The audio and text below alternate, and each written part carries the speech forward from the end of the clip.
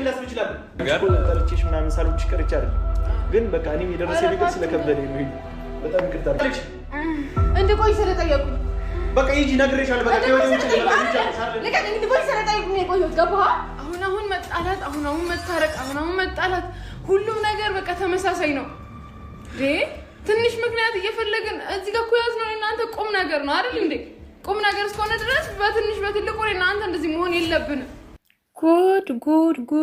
ጉድ የፈሩት ይደርሳል፣ የጠሉት ይወርሳል። በዛሬው ቪዲዮ የሆነ ነገር እንዳያችሁና እንደታዘባችሁ ተስፋ አደርጋለሁኝ።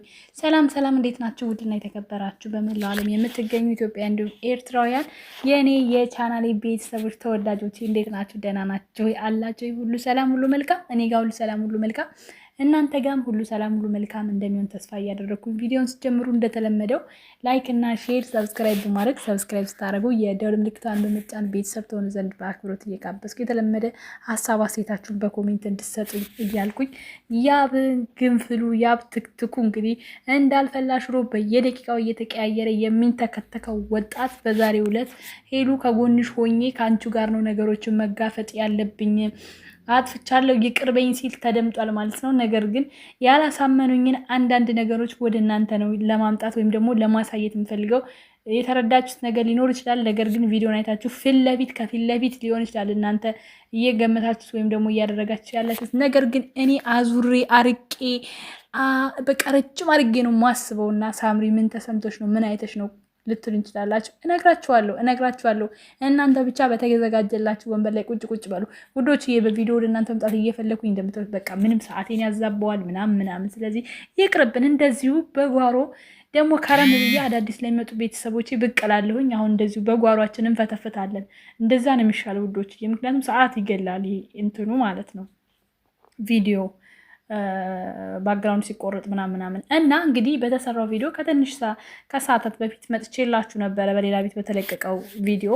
አሁን ግን በቤት በተለቀቀው የፈራሁት እንደደረሰ ልነግራችሁ ነው ወደ እናንተ የመጣሁት። እሱ ምንድን ነው ልዩ ይሄን ሁሉ ሴራ የቀናበረችው ሰሞኑንም ስነግራችሁ አሰሙኝም ቤተሰቦች፣ ይሄን ሁሉ ነገር ያቀናበረችው እራሷ ልዩ ናት። በዙሪያቸው ቁጭ ብላ ይሄንን ነገር እያደረገች ያለችው እያቀናበረች ያለችው ልዩ ናት። እንዳልተሳካ ስታቅ በጥፊ በመታሹ በሚል ሰበብ ዛሬም ደግማ እኔ የተውኩልሽ እንድትመጪው አይደለም ማለቻት፣ እንደ እንቁላል እንድትይዙ ነው ያኔ በቃ አየሽ ሄሉ ማስተዋልና ማሰብ ያለብሽ እዚህ ጋር ነው። አንቺ እንደ ጓደኛ ወዲያው ግልብጥ ብለሽ እንደ ጓደኛ፣ እሷ ግን የተወችልሽን ነገር እንኳን በየአጋጣሚዎቹ እየነገረች ነው ያለችው። እኔ ተውኩልሽ ለዚህ ነው፣ እኔ ተውኩልሽ ለዚህ አይደለም፣ ልትመራሽ ልታዝሽ እየፈለገች ነው። ነገር ግን አንቺ አሁንም አልነቃሽም። መቼ እንደምትነቂ ባላቅም ማለት ነው። እናም ውድ ቤተሰቦች እኔ የታዘብኩት በዛሬው ዕለት ይሄንን ነው። እናንተም የታዘባችሁትን ደግሞ ማስቀመጥ እንዳለባችሁ ይሰማኛል። የዚህ ሁሉ ሴራ ባለቤት እኔ ካየሁት ዛሬ ከቪዲዮ ማለት ነው የሆነ መታረቃቸው የሆነ ነገር ማለታቸው ብቻ አይደለም ሊያስደስታችሁ የሚገባው፣ የሆነ ነገር ነጥብ ይዛችሁ ማለፍ አለባችሁ በእያንዳንዱ ቪዲዮ እና በዚህ ቪዲዮ ነጥብ ሲይዝ እኔ ልዩ ይሄንን ሴራ እንዳሴረችውና እንዳቀናበረችው ተሰምቶኛል። ቀን ነገራቸዋለሁ አይደለ? በእነሱ በሶስቱ ከአምስቱ ውጭ የሰማ ሰው የለም ይሄን ነገር። ስለዚህ እንዴት ይሄን አይነት ነገር ሌላ ሰው ጋር ደርሶ ሊፈጠር ይችላል? ዙሪያችሁን ተመልከቱ ብዬ ነበረ ማለት ነው። ይኸው እንዳልኩትም አልቀረም። በጥፊ መታሹ በሚል ሰበብ ተናገረቻት ማለት ነው። ሲጀመር አንቺ አይመለከትሽም። ይበለው ይበላት። ማስታረቅ ከቻልሽ ማስታረቅ፣ ካልቻልሽ ካጠገባቸው መውጣት እንጂ በየደቂቃው የሆነ አጋጣሚ ባገኘሽ ቁጥር እኔ የተውኩልሽ እያልሽ የሆነ የፈለግሽው ነገር እንድትናገሪ አይደለም። ምክንያቱም አንቺ የተውሽላት ስለማይሳካልሽ ነው። ያንቺ መሆን እንደማይችል ስለገባሽ እንጂ እሷ እንድትንከባከብልሽ ወይም ደግሞ እንደ ልጅ እንድታኖርልሽ አይደለም። ተግባባን?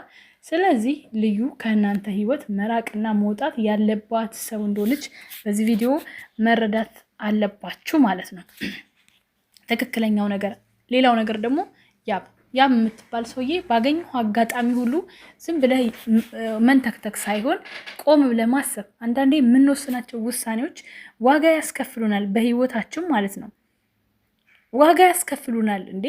ምክንያቱም ሁልጊዜ ህፃን አይደለም አንተ እኮ ህይወትህን መምራት፣ ኑሮህን ማስተዳደር፣ ራስህን መምከር፣ የሆነ ነገር ማድረግ እኮ የምችል ሰው ነህ አንተ። መቼም በቅርብ ጊዜ ለትዳር ውስጥ ለመግባት ያሰብክ ሰው፣ ቀለበትን ደፍረህ ያደረግክ ሰው ይሄን ነገር መጋፈጥ ካልቻልክ የሆነ ቴክስት ደረሰኝ ነገም እንቧ፣ የሆነ ፎቶ ደረሰኝ ነገም እሪ ከሆነ ህይወታችሁ ምን ይሆናል? እሪ።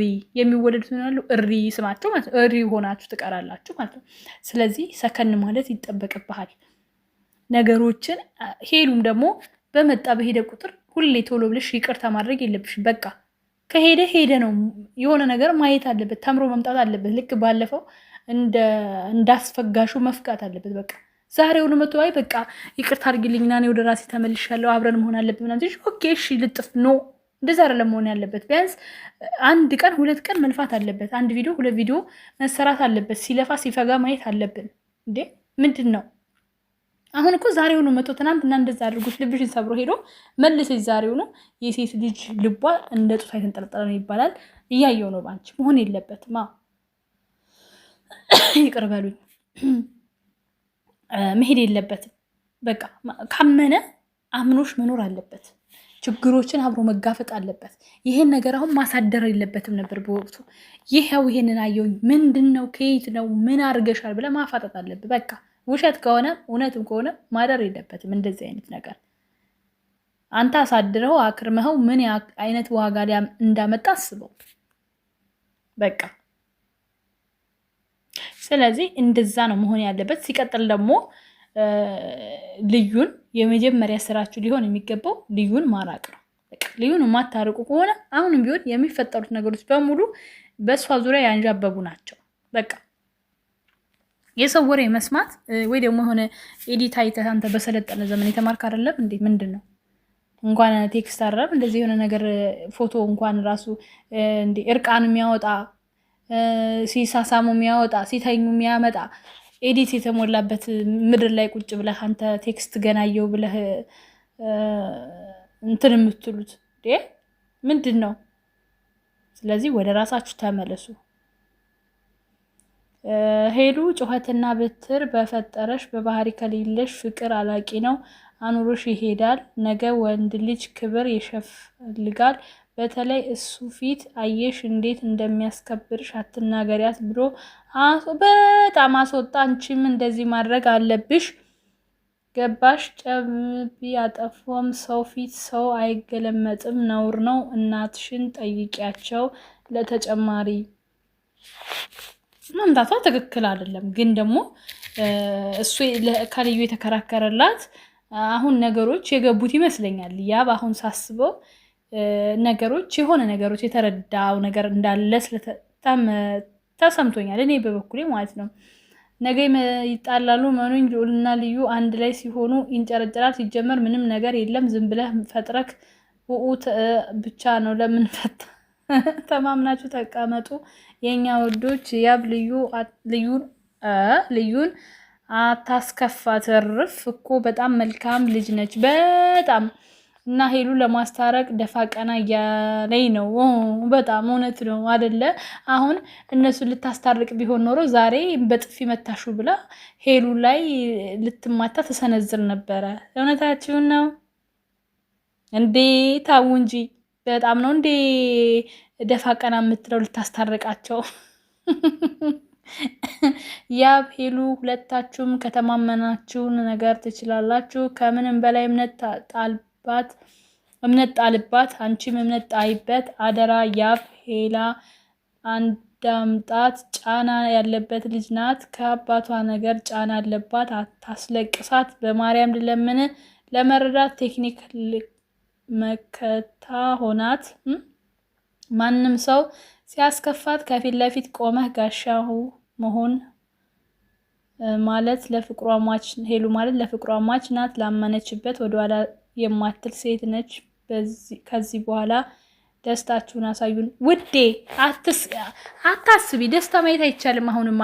ምክንያቱም ልዩ መነቀል አለባት። 4 ነጥብ። ልዩ ማትወጣበት መንገድ ካለ ከዛ አካባቢ ላይ ጾርነትና ጸብ እንደቀጠለ ነው ማለት ነው ውዶችዬ። ምክንያቱም የአባህሪም ይሻሻላል ብለን ስናስብ እየተሻሻል አይደለም።